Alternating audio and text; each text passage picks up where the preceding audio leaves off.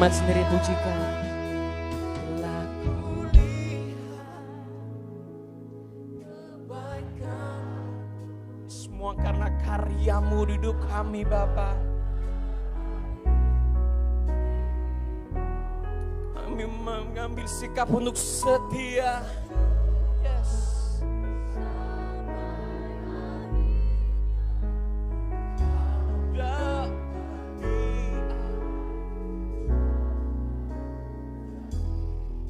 Kulihat, telah kulihat kebaikan-Mu habis-habisnya, tak pernah habis di hidupku. Berjuang sampai akhirnya Kau dapat dia. Penuh syukur bersama katakan, telah kulihat kebaikan-Mu yang tak pernah habis di hidupku. Ku berjuang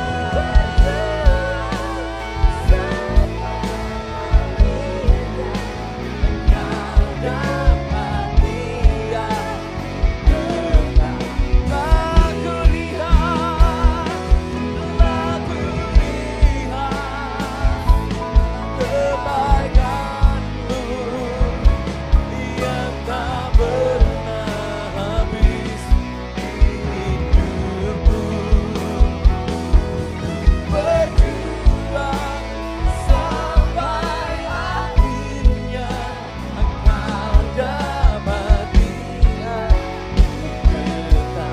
Sekali lagi kita katakan, telah kulihat kebaikan-Mu Tuhan.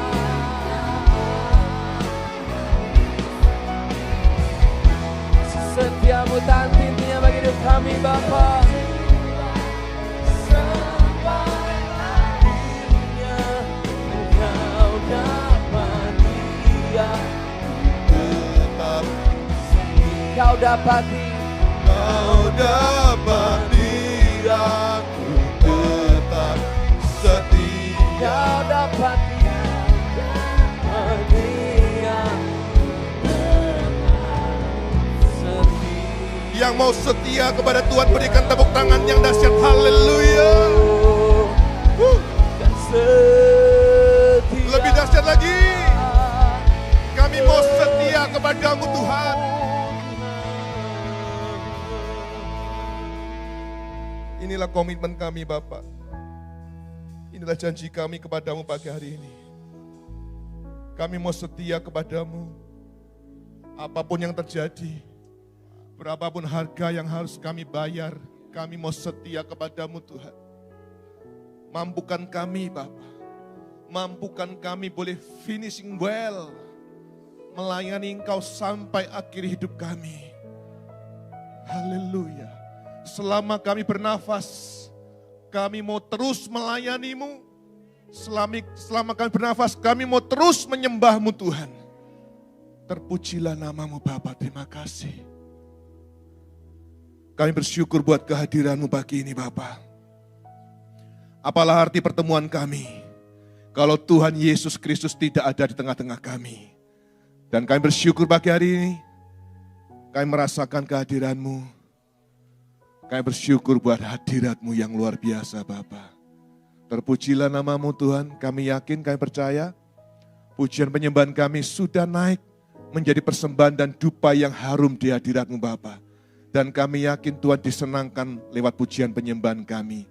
Terima kasih Tuhan, terima kasih. Sebentar Bapa, berbicaralah buat keluarga BMC yang sangat Tuhan cintai ini melalui hamba-Mu. Sampaikan isi hati-Mu sendiri Bapa. Bukan isi hati hamba-Mu, isi hati-Mu Bapa segala Bapa, Raja segala Raja yang mengasihi keluarga BMC pagi hari ini. Terpujilah nama-Mu Tuhan, urapi setiap kami, urapi hamba-Mu.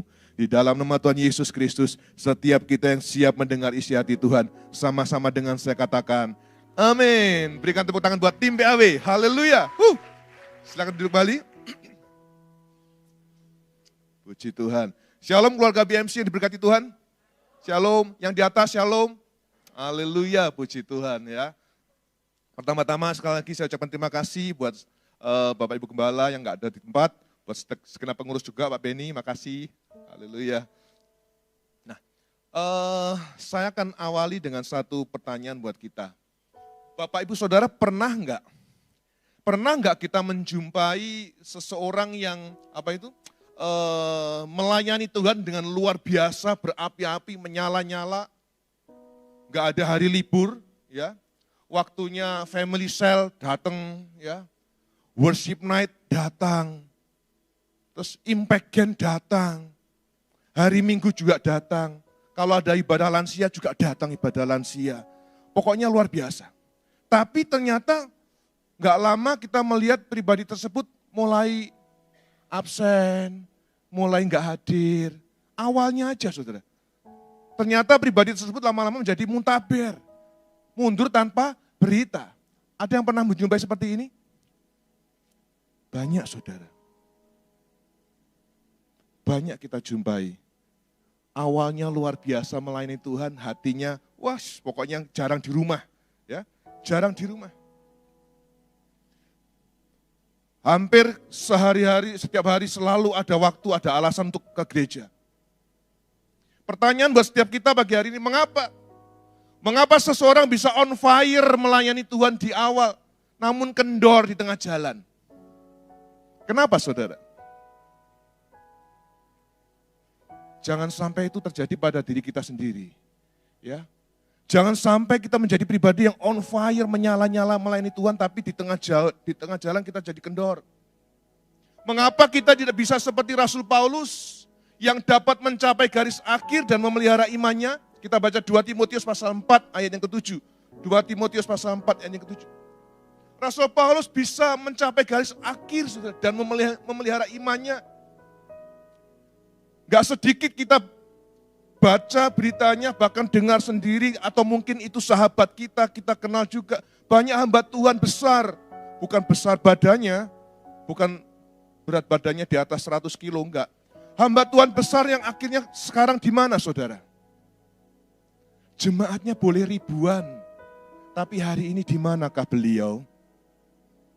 Mari kita baca, 2 Timotius pasal 4 yang ke-7. Aku telah mengakhiri pertandingan yang baik.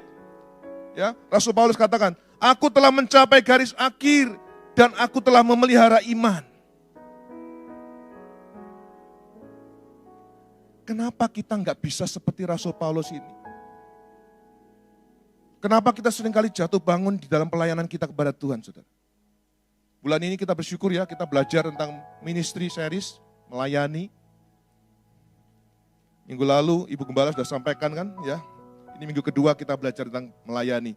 Jawabannya saudara, kenapa kita seringkali bisa on fire di awal pelayanan tapi di tengah-tengah kita mulai kendor bahkan kita meninggalkan iman kita.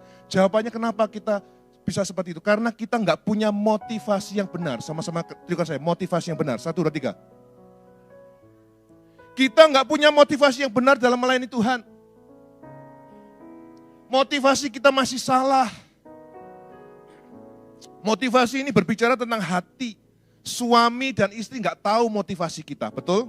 Suami istri single, suaminya single, istrinya nggak tahu motivasi kita.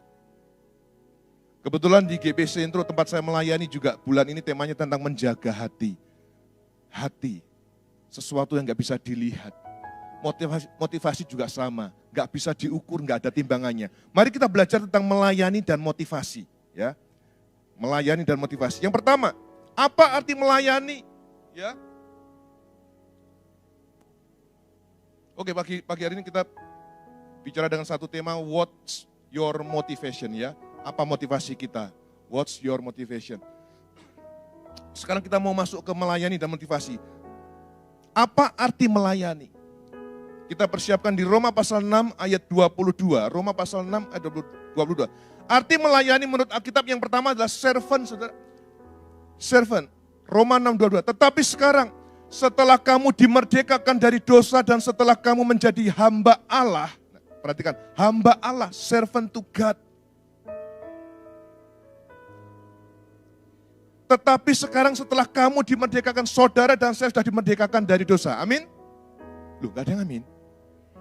Kita sudah dimerdekakan dari dosa. Dosa kita sudah ditebus di kayu salib, saudara. Ya, dan setelah kamu menjadi hamba Allah, servant to God, jadi kita melayani sebagai budak, saudara. Bahasa aslinya servant itu budak, slave. Pada zaman perjanjian lama, seorang budak dapat diperjualbelikan sebagai satu komoditi. Contohnya, Yusuf. Yusuf dijual oleh kakaknya sebagai budak. Waktu itu di perjanjian lama, budak atau manusia yang jadi budak itu diperjualbelikan di pasar, saudara. Bukan hanya kambing dan domba yang dijual, tapi juga manusia. Diperiksa dari ujung kaki sampai ujung rambut, giginya diperiksa, giginya ompong atau enggak. Itu menentukan harganya. Seperti kalau kita mau beli kambing dan sapi, saudara. Itu budak. Telinganya dikorek-korek, sehat atau enggak. Hidungnya dikorek-korek, rambutnya diperiksa semuanya. Itu menentukan harga kita, harga seseorang yang dijual sebagai budak. Contohnya Yusuf. Berikutnya siapa? Hagar. Hagar budaknya siapa? Yang keras? Sarah. Setiap orang kaya waktu itu punya budak, saudara. Bahkan budaknya enggak hanya satu, bisa banyak. Sarah punya budak namanya Hagar. Sampai satu saat Sarah dan Abraham membuat sesuatu yang salah di mata Tuhan. Yaitu apa? Memberikan Hagar budaknya kepada Abraham. Budak itu bisa diperlakukan semau tuannya, saudara. Tuannya mau apa dengan budak itu? Budak nggak bisa menolak. Bahkan ketika Raja Daud sudah tua, Raja Daud menggigil. Sekalipun cuacanya sedang panas, tapi Raja Daud menggigil. Semua asistennya tanya, gadis yang cantik untuk apa? Untuk menghangatkan badan dari Raja Daud, saudara. Budak itu bisa diperlakukan apapun, maaf. Itulah kita. Sekarang yang kedua, arti yang kedua. Arti yang kedua adalah, arti melayani menurut Alkitab adalah minister. Matius pasal 8 ayat yang ke-15 atau diakoneo ya. Matius 8:15, maka dipegangnya tangan perempuan itu, lalu lenyaplah demamnya. Ia pun bangunlah dan melayani dia, melayani Tuhan ya. Minister unto them. To minister, artinya untuk melayani, diakoneo. To be a servant, untuk menjadi pelayan. Arti kata minister di sini juga to wait at a table and offer food and drink to the guests. Jadi kita tuh seperti pelayan yang, ibaratnya saya pelayan ya, waiters ya. Saya berdiri di samping meja, saya menunggu orang-orang yang ada di meja makan. Saya menunggu. Mas, mbak, mau pesan. Kita menunggu, kita membawa buku catatan. Menunggu tamu kita memilih menu, saudara. Itu arti kata minister di sini. Kita baca Lukas pasal 22 ayat 27. Lukas 22 ayat 27. Sebab siapakah yang lebih besar, yang duduk makan atau yang melayani? Kalau kita datang ke satu restoran, yang lebih besar siapa? Yang duduk makan atau yang melayani? Bukankah dia yang duduk makan yang lebih besar?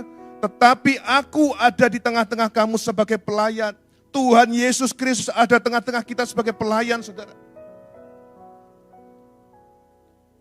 Waktu saya baca firman Tuhan ini, wow, kita tuh harus melayani itu seperti waitress. Kita melayani Tuhan itu harus seperti waitress di sebuah restoran yang siap menunggu di samping meja makan. Apapun yang tamu kita akan pesan, kita siap melayani. Bahkan ketika ada minuman yang tumpah, kita harus gerak cepat membersihkan meja tersebut. Itu loh kita di mata Tuhan. Tapi kebanyakan kita seringkali menjadi pribadi yang sombongnya minta ampun, saudara. Ya, nggak punya hati hamba. Seseorang bisa saja bekerja sebagai budak atau dulos dan tidak menolong orang lain, itu dulos. Tetapi jika ia seorang diakonos, Artinya kedua minister tadi itu, ia akan senantiasa rela dan sedia menolong orang lain. Itu diakonos, saudara. Ada bedanya. Jadi, melayani menurut Alkitab adalah suatu kegiatan membantu orang lain atau memberikan diri untuk menolong dan membantu orang lain. Seperti yang disampaikan Ibu Gembala minggu lalu. Kita siap membantu dan menolong orang lain. Siapapun itu, saudara. Pertanyaannya, kita masih sering pilih-pilih, saudara. Kalau menolong orang lain. Kita memilih menolong orang lain yang kita tahu satu saat dia akan bisa menolong kita. Itu ngomong tentang motivasi yang salah. Tolonglah orang, tolonglah sesama yang gak mungkin bisa membalas kita, membalas budi baik kita. Jangan pilih-pilih orang, saudara ya. Matius 20:28 kita siapkan. Matius 20:28, tujuan utama anak manusia, tujuan utama Tuhan Yesus Kristus datang ke dunia adalah untuk melayani, bukan untuk dilayani. Kita baca Matius 20:28. Sama seperti anak manusia, Tuhan Yesus Kristus datang bukan untuk dilayani. Ya. Melainkan untuk melayani dan untuk memberikan nyawanya menjadi tebusan bagi banyak orang. Bukan hanya melayani, saudara, tetapi memberikan nyawanya menjadi tebusan buat banyak orang. Kita tahu kisah selanjutnya tentang teladan Tuhan Yesus. Dia berkata, aku yang adalah Tuhan dan Guru, mau membasuh kakimu semua. 12 murid Tuhan dibasuh kakinya. Demikian juga Tuhan berharap setiap kita mau melayani orang lain dengan membasuh kaki. Menghambakan diri, mengosongkan diri. Ternyata saudara, kata minister di Matius 20:28 ini artinya sama dengan yang ada di Matius 8:15, yaitu diakoneo. Makanya di tempat kami di GBI Sintu Sidoarjo juga ada diakonia. Ada jemaat yang mendapatkan diakonia. Setiap bulan selalu ada. Itu berasal dari kata ini. Nah, dari dua ayat ini saudara, kita mengerti sekarang bahwa arti pelayanan atau melayani adalah yang pertama saat kita membantu orang lain yang kesusahan. Yang kedua, mengurus orang miskin dan sakit. Itu arti melayani. Berikutnya, memberi makan dan minum orang yang kelaparan dan lain-lain. Mari kita perhatikan beberapa ayat di bawah ini, kita baca Matius pasal 25 ayat 35. Matius 25:35. Sebab ketika aku lapar, ketika Tuhan Yesus lapar, kamu memberi aku makan. Ketika aku haus, kamu memberi aku minum. Ketika aku seorang asing, kamu memberi aku tumpangan. Ayat 36. Ketika aku telanjang, kamu memberi aku pakaian. Ketika aku sakit, kamu melawat aku. Ketika aku di dalam penjara, kamu mengunjungi aku. 37. Maka orang-orang benar itu akan menjawab dia, katanya, Tuhan, bila mana kami melihat engkau lapar? Kapan Tuhan? Kapan kami melihat engkau lapar? Dan kapan memberi engkau makan atau haus dan kami memberi engkau minum? Bila manakah kami melihat engkau sebagai orang asing dan kami memberi engkau tumpangan atau telanjang dan kami memberi engkau pakaian? Ayat 39. Bila mana kami melihat engkau sakit atau dalam penjara dan kami mengunjungi engkau? 40. Dan raja itu akan menjawab mereka, aku berkata kepadamu, sesungguhnya, perhatikan, segala sesuatu yang kamu lakukan untuk salah seorang dari saudaraku yang paling hina ini, kamu telah melakukannya untuk aku. Yang kita lakukan kepada yang paling hina. Siapapun yang kita jumpai, saudara. Ini ngomong tentang itu. Di jalan, ketika kita berjumpa dengan siapapun, ya, ketika kita ada di perumahan, siapapun, saudara. Jadi Bapak Ibu Saudara, melayani itu bukan hanya kepada pribadi Tuhan. Bukan hanya secara vertikal, tetapi juga secara horizontal. Kepada sesama yang membutuhkan pertolongan kita. Kita baca Galatia pasal 6 ayat yang kedua. Galatia pasal 6 ayat yang kedua. Saling menolonglah dalam menanggung beban supaya kamu mentaati hukum Kristus. Kita diminta saling menolong. Ya. Maukah kita? Tapi kita harus menolong dengan motivasi yang benar. Kita harus melayani dengan motivasi yang benar. Saya ada kesaksian beberapa tahun lalu ketika saya ada di Medan. Teman saya yang di Medan membawa saya jalan-jalan gitu, dia sampaikan, ternyata ini sudah berapa tahun yang lalu, ada satu kelompok, bukan dari komunitas kita, bukan dari komunitas. Ada satu kelompok di sana, satu kelompok orang yang suka menolong sesamanya, saudara. Jadi siapapun bukan saudara, bukan teman, nggak kenal sekalipun tetap dilayani. Caranya gimana? Kelompok ini, saudara, siap datang ke rumah siapapun, terutama yang janda atau yang duda, pokoknya yang hidup sendirian. Datang ke rumah orang tersebut, membersihkan rumahnya, saudara. Hal sepele. Dari pagi sampai siang, bahkan sampai sore, kelompok ini membersihkan rumah orang yang hidup sendirian tersebut. Bahkan kalau sudah kalau udah nggak mampu beraktivitas, dimandiin, saudara, dirawat, dibersihkan. Yang dilakukan kelompok ini seperti itu, dari rumah ke rumah. Itu sudah ada di Medan. Saya pikir, wow, ini ide bagus ini. Teman saya sampaikan seperti itu. Dan itu bukan dari kelompok kita, saudara. Dari kelompok yang lain. Jadi Bapak Ibu Saudara yang mau saya sampaikan, selama ini kita masih terkotak-kotak. Pikiran kita masih terjebak. Pikiran kita masih dibatasi. Dengan arti apa? Bahwa melayani itu harus dilakukan dalam gereja.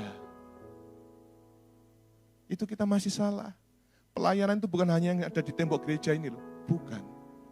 Ya, kita masih terjebak dengan pikiran seperti itu. Berikutnya, kita melayani Tuhan berarti harus menjadi pendeta atau penginjil. Enggak. Saudara enggak harus menjadi pendeta dulu untuk melayani Tuhan. Kita masih terjebak berikutnya apa? Melayani Tuhan harus masuk sekolah Alkitab. Enggak. Siapa yang minta kita masuk sekolah Alkitab? Kita masih salah, punya pikiran yang salah di benak kita. Berikutnya mari kita mau belajar perbedaan melayani Tuhan dan melayani pekerjaan Tuhan. Ada perbedaan yang cukup jelas antara melayani Tuhan dan melayani pekerjaan Tuhan. Contohnya di Lukas pasal 10 ayat 38 sampai 42 yaitu Maria dan Marta. Melayani Tuhan itu contohnya Maria. Di sini kita membangun hubungan yang intim dengan Tuhan melalui doa, pujian, penyembahan, merenungkan firman-Nya. Maria duduk mendengarkan Tuhan berbicara. Terus melayani pekerjaan contohnya siapa? Marta. Sibuk melayani Tuhan. Ya, mempersiapkan ini, mempersiapkan itu. Marta ini contohnya apa, saudara? Kita sibuk multimedia di belakang. Marta ini contohnya apa? Kita sibuk main tamborin, main musik. Jadi usher di depan. Apakah salah? Enggak salah. Kalau enggak ada Marta rohani, ibadah pagi ini pun juga enggak jalan dengan baik. Semua dibutuhkan, saudara. Tapi perhatikan motivasi kita, ya. Jadi banyak orang yang suka melayani pekerjaan Tuhan. Betul. Banyak orang yang rebutan melayani pekerjaan Tuhan, tetapi tidak suka melayani Tuhan. Nangkep maksud saya, saudara? Melayani Tuhan itu seperti Maria, duduk diam mendengar Tuhan berbicara, merenungkan firman Tuhan, memuji, menyembah, berdoa, itu Maria. Hari ini banyak orang rebutan, apalagi bisa melayani di gereja yang besar, mega church, rebutan. Audisi main musik, audisi singer WL. Banyak orang suka melayani pekerjaan Tuhan, tetapi nggak suka melayani Tuhan. Orang yang melayani Tuhan, saya pastikan, akan suka dan akan senang melayani pekerjaan Tuhan. Karena dia dasarnya melayani pekerjaan Tuhan dengan cinta. Saya ulangi, orang yang suka, orang yang senang melayani Tuhan, punya hubungan yang intim dengan Tuhan, pasti dia suka melayani pekerjaan Tuhan. Tapi sebaliknya, orang yang hanya suka melayani pekerjaan Tuhan di mimbar dan di dalam gedung gereja, belum tentu suka melayani Tuhan. Padahal apa yang ada di mimbar ini, saudara, padahal apa yang dalam gedung gereja ini, adalah hasil dari persekutuan kita yang intim dengan Tuhan di dalam kamar. Betul? Kalau kita melayani Tuhan hanya mengandalkan skill kita bermain musik, kalau kita melayani Tuhan hanya mengandalkan skill vokal kita, tanpa persiapan, nggak punya hubungan yang intim dengan Tuhan di kamar rumah kita, percuma, saudara. Orang bilang nggak ada urapannya, Tuhan nggak menyertai, Tuhan nggak melindungi, nggak menyertai ya. Nah sekarang siapa yang dipanggil Tuhan untuk melayani? Siapa yang dipanggil Tuhan untuk melayani? Setiap orang yang mengaku percaya kepada Tuhan Yesus dipanggil untuk melayani. Amin. Yuk tepuk kanan kiri kita. Katakan, kita dipakai untuk melayani Tuhan. Katakan kanan kiri kita dipakai untuk melayani Tuhan. Seringkali kita kan ngomong Tuhan,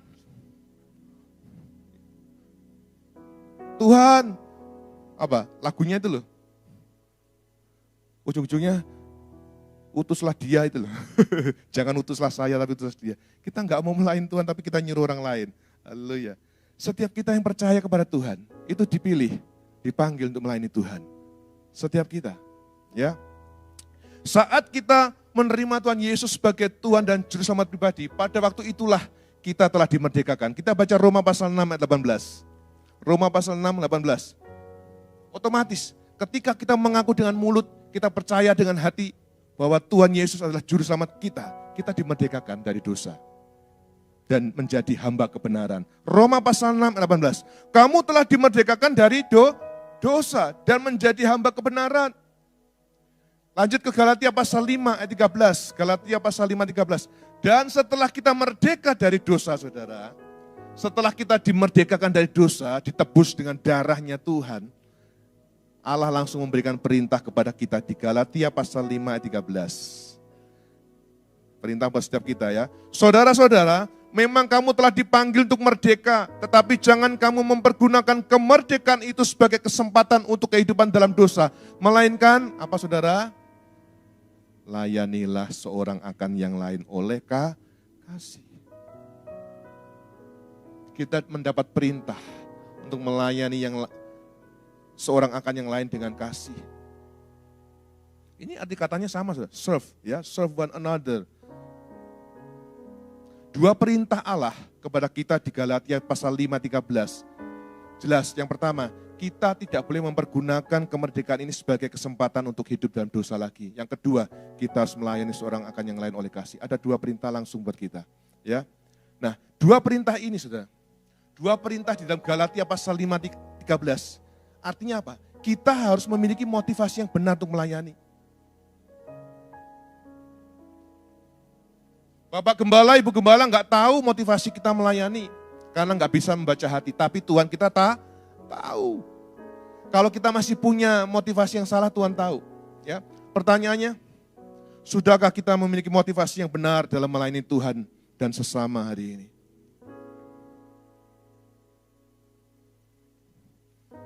Oke, sekarang kita mau belajar dan tahu apa kata firman Tuhan bagi setiap kita yang mau menjadi pelayan atau hamba. Kita mau cari tahu. Kita buka Matius pasal 20, ayat yang ke-26. Matius pasal 20 ayat 26.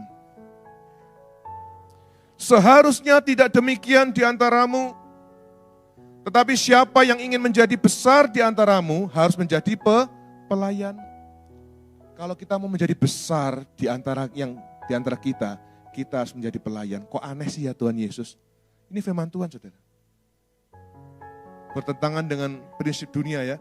Kalau kita mau menjadi besar kok malah disuruh jadi pelayan. Itulah Tuhan. Besar di sini dari kata great, megas ya.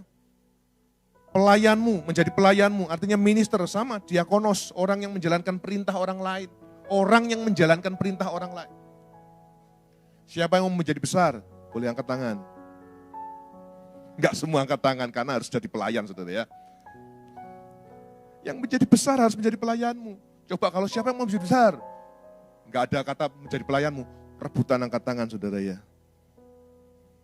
Inilah firman Tuhan. Ayat yang ke-27, Matius 20:27. Saya bacakan terjemahan AYT ya. Dan siapa saja yang ingin menjadi yang pertama di antara kamu harus menjadi hambamu. Yang mau menjadi besar harus menjadi pelayan. Yang mau menjadi pertama harus jadi hamba. Repot ya. Tapi inilah firman Tuhan. Kalau kita mau menjadi yang nomor satu, kita harus mau menjadi hamba. Ini artinya Bapak Ibu Saudara, setiap kita yang mau menjadi pelayan, setiap kita yang mau menjadi hamba atau budak sesamanya, akan menjadi orang yang lebih besar dan dihormati daripada orang yang dilayani. Amin. Jelas. Jadi Bapak Ibu Saudara mau lebih besar dan dihormati daripada orang lain? kita harus menjadi pelayan dan hamba. Kalau kita mau menjadi besar, mau dihormati dari yang lain, mau menjadi yang pertama dari orang lain, kita harus menjadi hamba dan pelayan. Ini hukum kerajaan surga buat kita pagi hari ini. Oke, kita masuk sudah selesai ke melayani, kita masuk ke motivasi.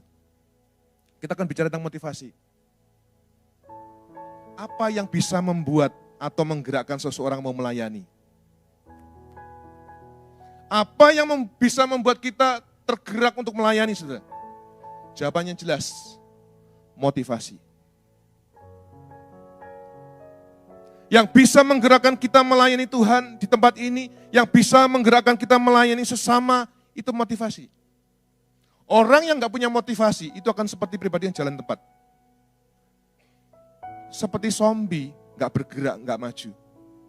Orang yang gak punya motivasi, gak akan pernah mencapai apa-apa. Orang yang gak punya motivasi, gak akan pernah mendapatkan prestasi. Motivasi penting, apalagi motivasi yang benar. Ya, jadi yang menggerakkan kita untuk melayani sesama, melayani Tuhan, itu adalah motivasi. Apa itu motivasi? Ya, motivasi adalah dorongan yang timbul pada diri seseorang, dorongan yang timbul dalam diri kita, secara sadar atau tidak. Untuk apa? Untuk melakukan satu tindakan dengan tujuan tertentu, itu motivasi. Contohnya, saya dan istri punya motivasi yang sama. Kami berdua ingin sehat sampai akhir. Kami berdua nggak mau ketika lansia, kami berdua KKN. Tahu KKN? Kami berdua puji Tuhan, saya dan istri punya motivasi yang sama. Mau sehat sampai akhir, nggak mau KKN kalau sudah tua nanti. KKN artinya kanan kiri nuntun. Banyak orang masuk usia 60 udah KKN, kanan kiri nuntun. Saya dan istri nggak mau menjadi pribadi yang KKN, ngerepoti orang lain. Sebab itu saya dan istri punya motivasi yang sama. Apa? 4 kali seminggu kami berangkat ke tempat gym. Dan kami nge-gym bisa 1,5 jam, 2 jam di sana. 4 kali seminggu. Motivasilah yang menggerakkan kami untuk hidup sehat. Itu contohnya. Motivasilah yang menggerakkan Bapak Ibu Saudara untuk melakukan apapun. Nah pagi hari ini saya nggak tahu. Kita punya motivasi yang sama nggak datang ke tempat ini? Yang anak-anak muda mungkin selain punya motivasi melayani Tuhan juga punya motivasi terselubung. Motivasi kedua mungkin, karena ada yang di PDKT, anak-anak muda. Mana anak-anak muda? Lambaikan tangannya. Oh nggak ada kemarin ya. Kita mungkin punya motivasi yang lain ketika datang ke tempat ini. Ya. Setiap kita berhak punya motivasi, baik motivasi yang benar maupun motivasi yang salah dalam melayani Tuhan. Tapi Tuhan tahu masalahnya, saudara. Pemimpin rohani kita mungkin nggak tahu, tapi Tuhan tahu. Motivasi adalah salah satu faktor penting dalam melayani Tuhan. Karena itu yang menggerakkan saudara untuk melangkahkan kaki datang ke tempat ini. Motivasi pelayanan yang berkenan kepada Tuhan bukan semata-mata untuk diberkati, melainkan rela melayani karena kasih. Filipi pasal 1 ayat 16. Filipi pasal 1 ayat 16. Mereka ini memberitakan Kristus karena kasih, sebab mereka tahu bahwa aku ada di sini untuk membela Injil. Motivasi pun dapat dibagi menjadi 3, saudara. Yang pertama, motivasi kepatuhan kepada Tuhan. Kita patuh kepada Tuhan. Matius pasal 22, 37, 38, dan 39. Kita patuh kepada Tuhan. Saya bacakan sebentar ya, Matius 22, 37. Jawab Yesus kepadanya, kasihilah Tuhan Allahmu dengan segenap hatimu dan dengan segenap jiwamu dan dengan segenap akal budimu. Kasih Tuhan kita dengan semua aspek ini, saudara. Dengan segenap hati, jiwa, dan akal budi. Jangan mengasihi Tuhan hanya dengan mulut, tapi harus dengan hati dan akal budi kita. Yang berikutnya, 38, itulah hukum yang terutama dan yang pertama. 39, dan hukum yang kedua yang sama dengan itu ialah kasihilah sesama manusia seperti dirimu sendiri. Kita patuh, ini perintah Tuhan. Hukum yang pertama dan yang terutama.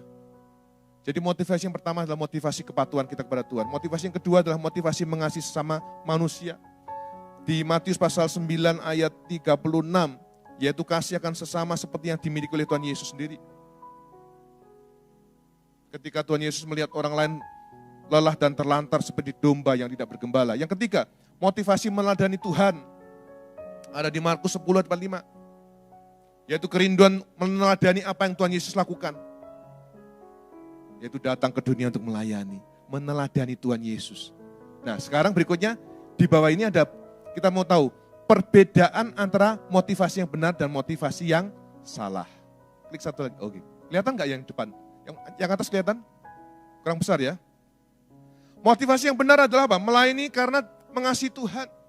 Kita berangkatnya karena kasih. Sementara yang motivasi yang salah apa?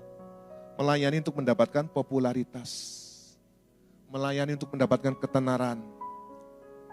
Saya nggak mau melayani kalau nggak dijadwal WL.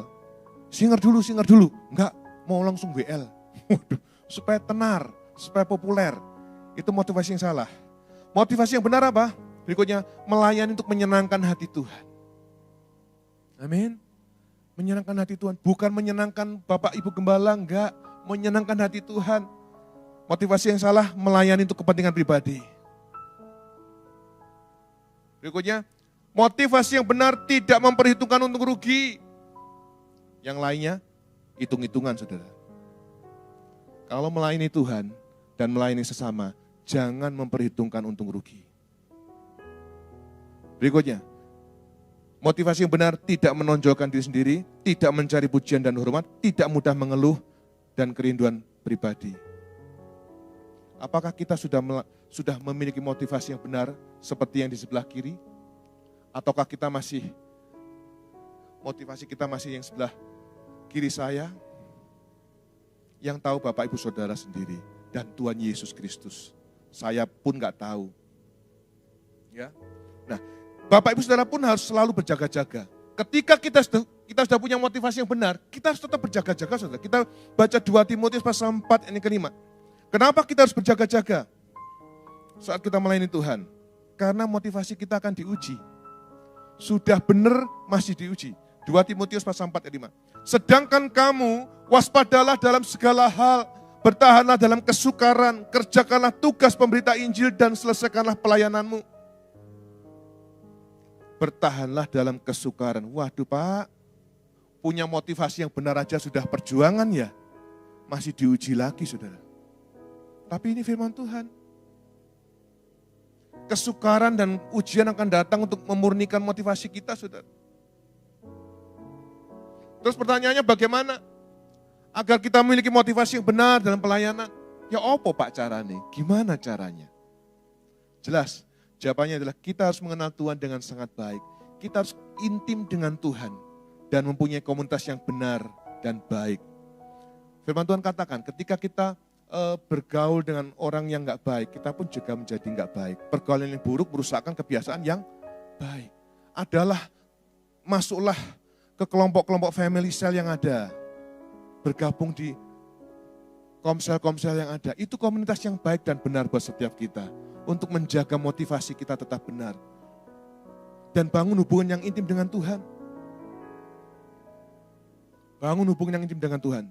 Jangan habiskan waktu kita untuk nonton drakor. Jangan habiskan waktu kita untuk nonton sinetron. Saya ini kan sesekali mengunjungi rumah mama saya di daerah Candi. Sekitar setengah jam dari rumah saya. Ketika saya ngobrol di ruang tamu, ngobrol santai dengan mama saya selalu hobinya nonton sinetron, ya, karena nggak ada aktivitas lain. Sinetron itu bisa nyambung, saudara. Dari mulai jam 6, jam 7, jam 8, saya bingung loh. Ini nanti ceritanya kok sudah beda, Ma? Iya nyambung, langsung nyambung.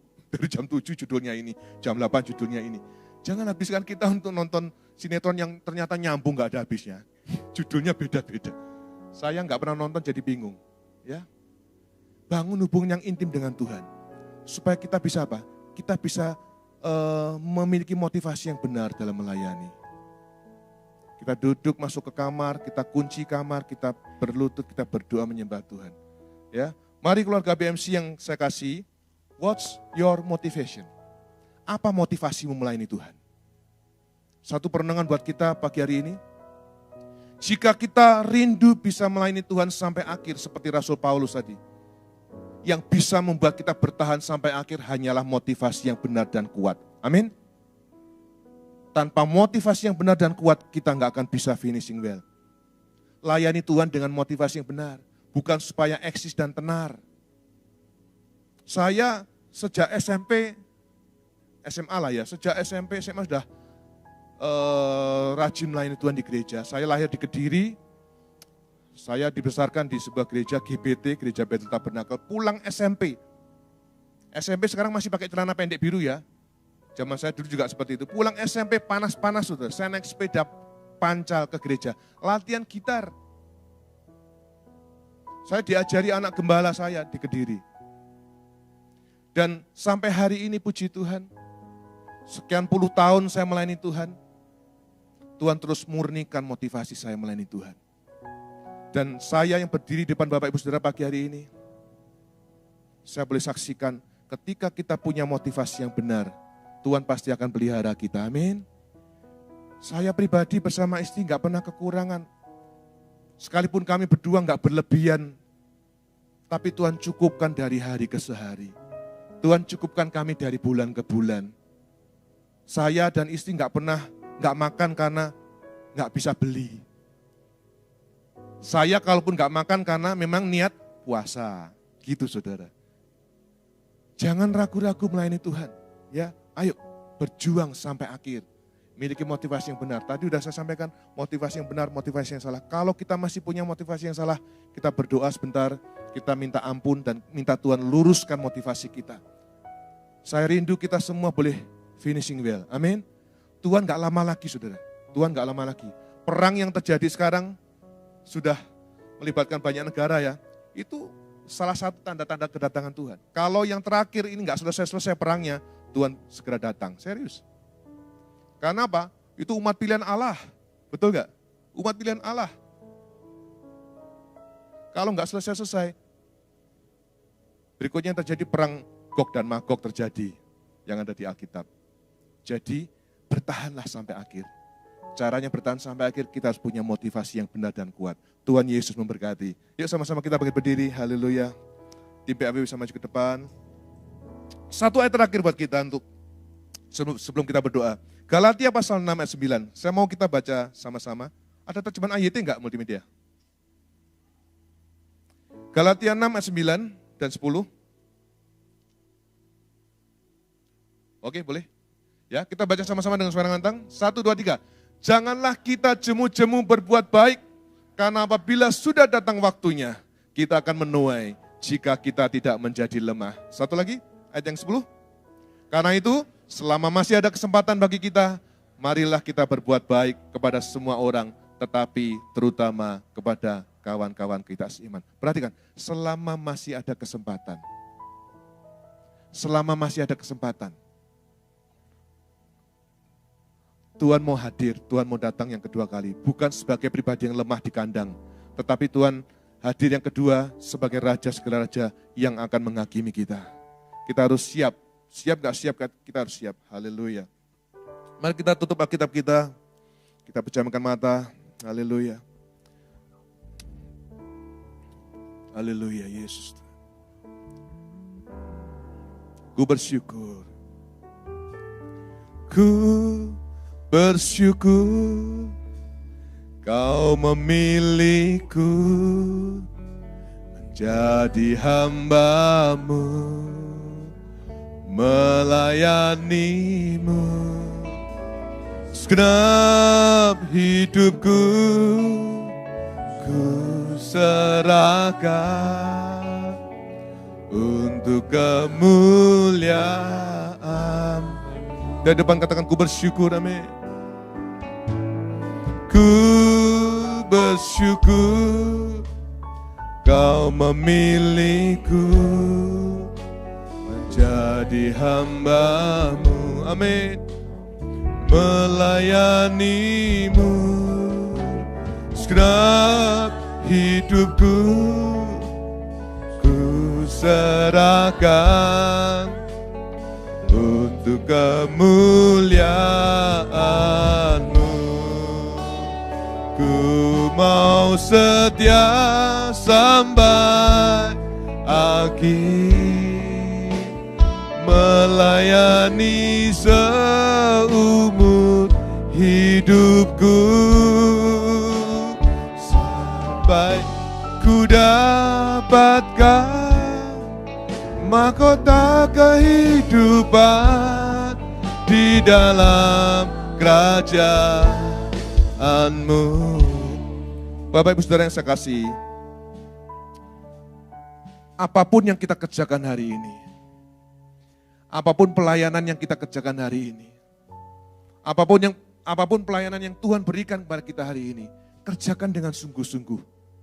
Ya, yang puji Tuhan, Tuhan pakai sebagai usher, kerjakan tugas kita sebagai usher dengan sungguh-sungguh. Yang bisa melayani di tim PAW, dipercayakan Tuhan dengan talenta main musik, menjadi pemuji, kerjakan dengan sungguh-sungguh, dengan motivasi yang benar. Yang bisa tamborin, guru sekolah minggu, kerjakan semua dengan sungguh-sungguh.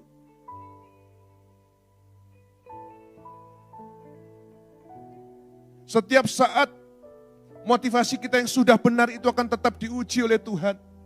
Jangan mundur saudara, jangan mundur. Ayo, saya menyemangati kita, jangan mundur. Saya WL sekian lama, belasan tahun juga terus diuji Tuhan. Satu saat ingat, sesaat ketika saya tadi barusan, saya berangkat dari rumah, berangkat mau WL, musim hujan saudara, musim hujan. Saya udah sedia jas hujan juga, naik motor, roda 2, kurang lebih masih di tengah jalan saudara. Tiba-tiba hujan deras. Saudara tahu apa yang saya lakukan? Saya minggir saudara. Saya copot sepatu saya, saya pakai jas hujan, saya ambil kresek saya, sepatu saya masukkan ke dalam kresek. Dan saya nyampe di gereja dengan tetap basah saudara, pakai jas hujan ya. Mengeringkan badan, mengeringkan kaki, pakai sepatu, maju WL di gereja. Kalau kita nggak punya motivasi yang benar, wes gak WL-WLan, ngapain? Baru mau nyampe gereja udah kehujanan. Setiap saat motivasi kita akan dimurnikan oleh Tuhan. Ya, tapi mari kita mau setia sampai akhir. Supaya kita mendapatkan mahkota kehidupan itu, haleluya. Ku mau setia sampai akhir, melayani seumur hidupku, sampai ku dapatkan mahkota kehidupan di dalam kerajaan. Ku mau setia sampai akhir. Haleluya. Inilah komitmen kami pagi ini Tuhan. Inilah janji kami kepadamu.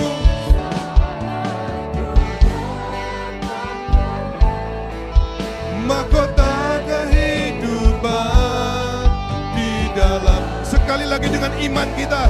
Sekali lagi dengan iman. Mari kita buka kedua tangan kita di hadapan Raja segala Raja. Haleluya. Melayani seumur hidupku, sampai ku dapatkan mahkota kehidupan di dalam kerajaan. Sampai ku dapatkan, sampai ku dapatkan mahkota kehidupan. Yes, amin. Di dalam. Sekali lagi, haleluya.